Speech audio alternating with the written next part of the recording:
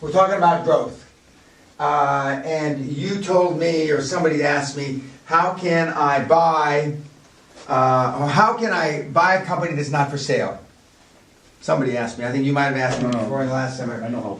Okay, well, Carl Icahn is buying up all the cards. Still smarting from the flop gambling on Blockbuster. The billionaire investor yesterday upped the ante in his own showdown with developer Donald Trump over the ownership of the 3 bankrupt Trump casinos in Atlantic City. Icahn quietly gained control yesterday of half of the casino's mortgages that he didn't already own. He bought back the half of the mortgage held by the Texas banker Alan Beal, a requirement of one of the covenants of the original mortgage deal. If you have debt, whoever has debt, you can go to the bank and, okay, let's say he owes you $1 million. Well, I'll pay you $1.1 million for the debt. And now you're the holder of the debt. So anybody that has debt, now people don't have debt, it's tougher. But then you go and you buy their suppliers. So now, no, we're not going to supply you anymore, Robert, because we bought all the suppliers. So now you're going to do business. There's all kinds of ways to skin these cats. And the big guys know them all. And even though they're not publicized, this deal happened to be publicized. And I think I showed you a newspaper article right here yesterday. Carl Trump's Trump. No, Trump's Donald, excuse me. Carl Trump's Donald. And it's referring to this slide where he went and he brought up the debt. So there are ways to buy assets even if they, don't want to sell to you. I'm not suggesting you do that, but it is possible. It is possible. It happens all the time. Now, don't you think as a good client, the bank would have told Donald that the debt's going to get bought up by Carl Icahn? Yeah, but they didn't.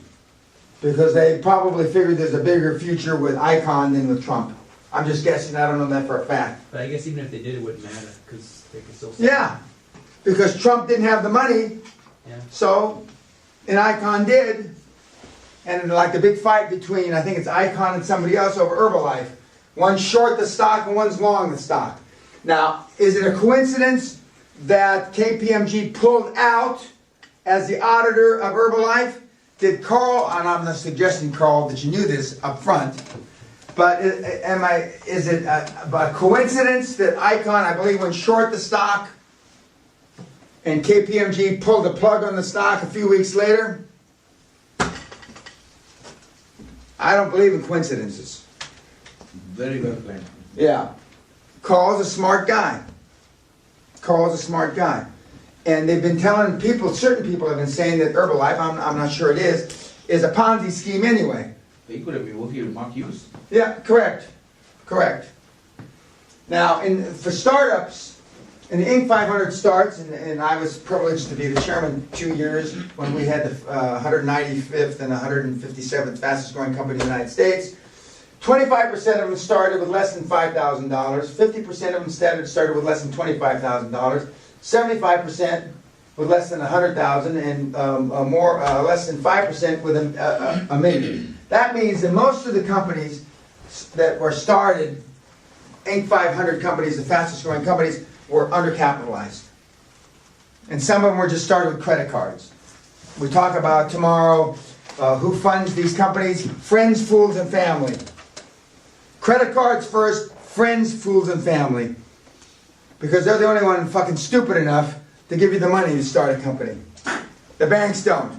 So then with that 25 or 50,000 or 100,000 you start, then you try to get bank finance, etc., etc. But remember, in the beginning, when you start a company, by definition, you've got geometric growth. Because you're starting from zero. Your first $50,000 revenue, first $100,000 revenue, first $500,000 revenue is geometric growth. But then what happens? Geometric growth turns to arithmetic growth, turns to, in the worst case, no growth. So geometric or quantum growth is possible. Anybody that's ever started a company to begin with knows that. But they let themselves be convinced that geometric growth has to stop. In the early years, Microsoft continued to grow geometrically. It isn't anymore. Now it's it is a Fortune 500 company, and it's like a General Motors.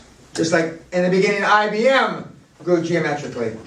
So all these companies that we talk about have grown geometrically.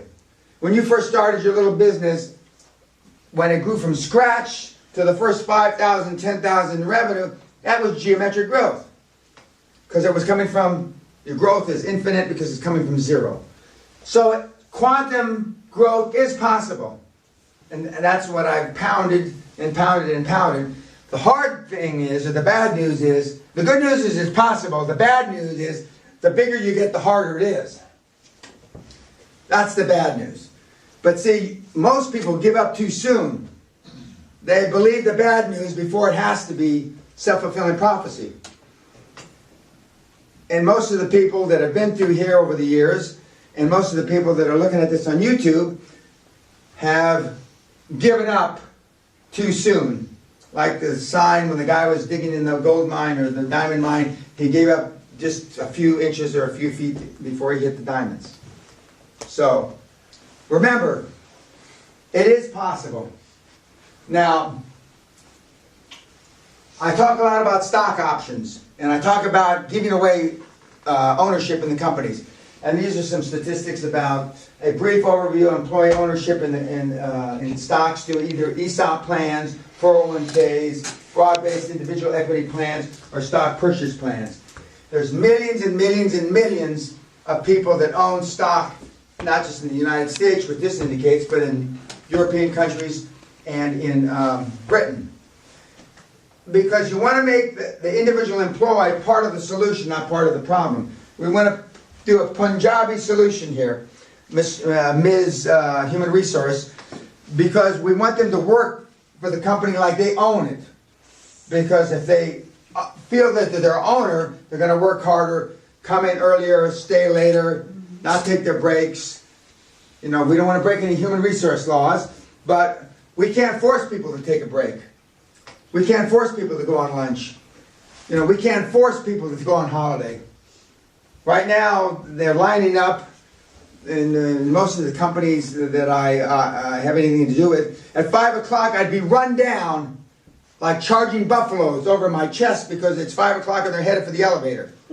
I go right over my apron here, Dan the Money Man. I'd have heel marks and footprints all over my face because I got in the way of the elevator or the lift or escalator, whatever it is.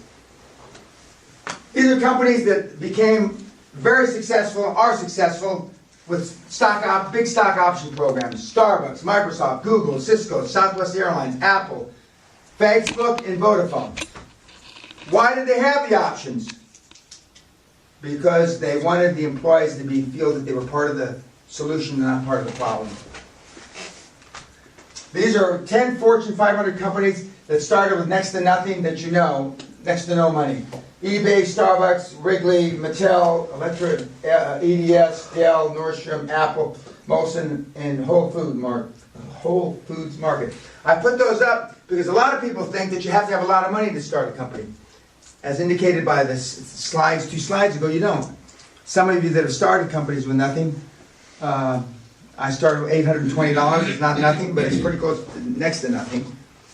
And as Robert brought to my attention, I think we grew at 551% a year. 559 about. 500 about. It's close enough for German work. 559.3% we grew a year, and that's how you turn $820 into $450 million, more or less. Okay, for an exact German calculation, I'm sure Robert can give it to you, an exact calculation, but that's close enough for the seminar. Okay, thanks a lot. See you tomorrow.